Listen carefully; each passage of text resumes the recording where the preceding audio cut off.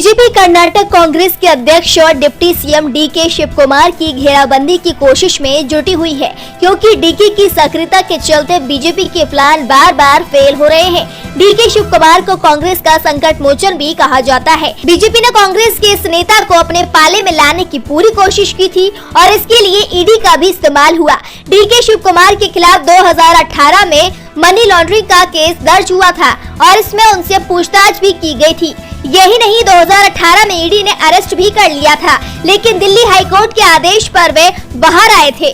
DK ने मोदी सरकार पर आरोप लगाया था कि वो बदले की कार्रवाई के तहत उन पर एक्शन ले रही है। दरअसल ईडी का दावा था कि डीके शिव कुमार ने बेंगलुरु से लेकर दिल्ली तक एक बड़ा नेटवर्क बनाया है, जिसके जरिए अघोषित कैश को ट्रांसफर किया जाता था। इस मामले में इनकम टैक्स डिपार्टमेंट ने छापेमारी की थी और फिर मामले की जांच ईडी ने संभाल ली थी। कोर्ट में डीके शिव कुमार का पक्ष रखते हुए अभिषेक मनु सिंघवी ने कहा कि ईडी ने जांच में कहा गया था कि डीके ने आपराधिक साजिश रची थी। अगर यही आरोप है तो फिर ये आईपीसी के सेक्शन 120 के तहत आता है। ऐसे में इस केस की जांच ईडी नहीं कर सकती है। हाई कोर्ट का आदेश गलत था, क्योंकि सिर्फ 120 बी के तहत आने वाले अपराध की जांच prevention of money laundering act के तहत नहीं की जा सकती। चुनाव आयुक्त राजीव कुमार ने पश्चिम बंगाल में राजनीतिक दलों के साथ बैठक की। इस दौरान प्रेस से बात करते हुए उन्होंने कहा कि चुनाव में डर की कोई जगह नहीं है। उन्होंने प्रशासनिक अधिकारियों से कहा कि वो निष्पक्ष रहें। पक्षपातपूर्ण रवैया बर्दाश्त नहीं किया जाएगा। हमारा काम राज्य में स्वतंत्र, निष्पक्ष और हिंसा मुक्त चुनाव कराना है। चुनाव में डर या भय की कोई जगह नहीं है। इसके साथ ही राजीव ने सी विजिलेंस नाम से एक एप्लीकेशन लॉन्च करने की जानकारी दी। सी विजिलेंस यानी कि सिविलियन टू विजिलेंट, इसका मतलब नागरिकों की सतर्कता। इस एप्लीकेशन के जरिए आप चुनाव के दौरान हो रही हिंसा या गड़बड़ी की शिकायत कर सकेंगे। दोषियों के खिलाफ 100 मिनट के भीतर कार्रवाई की जाएगी। मुख्य चुनाव आयुक्त ने आगे बताया कि अगर किसी भी उम्मीदवार की आपराधिक पृष्ठभूमि है तो इस ऐप के माध्यम से उम्मीदवार की पहचान और उसके खिलाफ आपराधिक मामलों की पहचान की जा सकती है। इसके साथ ही उम्मीदवार को अपने आपराधिक मामलों के बारे में 3 अखबारों में विज्ञापन प्रकाशित करना होगा।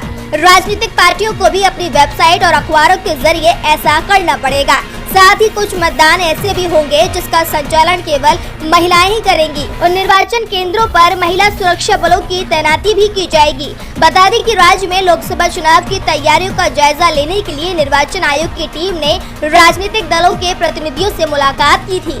इस मुलाकात में भाजपा ने आयोग से मांग की थी कि लोकसभा चुनाव के दौरान राज्य में सिर्फ सेंट्रल आर्म्ड पुलिस यानी CAPF की तैनाती की। राजस्थान में बीजेपी ने ऑपरेशन लोटस चलाकर राज्यसभा की एक सीट जीत ली, लेकिन ये जीत उस पर बहुत भारी पड़ने वाली है। एक राज्यसभा सीट के बदले में राज्य की सभी 4 लोकसभा सीटों पर बीजेपी की हार तय बताई जा रही है, तो उनके 7 विधायकों की सदस्यता रद्द होती दिखाई दे रही है।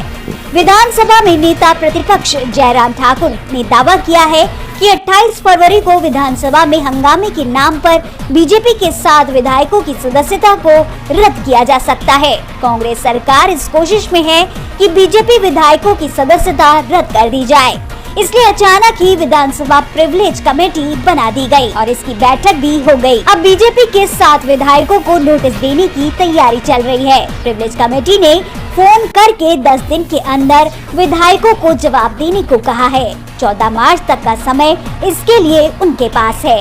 हिमाचल विधानसभा में सदस्यों की संख्या 68 है। कांग्रेस के सदस्य के निष्कासन के बाद ये संख्या 62 रह गई थी, जिसमें कांग्रेस के 34 सदस्य थे और अब बीजेपी के 7 विधायकों की सदस्यता अगर रद्द होती है तो बीजेपी के विधायकों की संख्या 25 की जगह 18 रह जाएगी।